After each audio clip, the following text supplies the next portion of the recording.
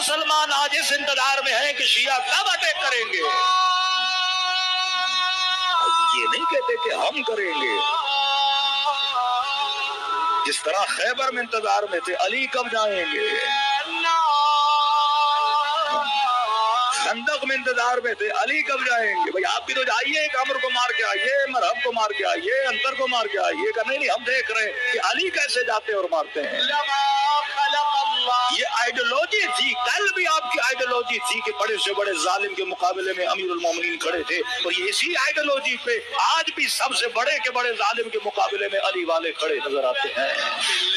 منبروں پہ بیٹھ کے فتوے دینا بڑا آسان ہے، لیکن میدان جنگ میں دشمن کی آنکھوں میں آنکھیں ڈال کے شجاعت کے ساتھ لڑنا بڑا مشکل ہوتا ہے. کھلبلی مچا دی ہے. پوری دنیا میں یہ سوال اٹھایا جا رہا ہے کہ اسرائیل کی فضائی حدود میں داخل ہو کر تل ابیب میں نیول ہیڈ کوارٹر پر اٹیک کرنے والا یہ پراسرار جنگی طیارہ کون سا تھا، کہاں سے آیا، کس ملک کا تھا، کس رستے سے آیا، کس رستے سے واپس گیا.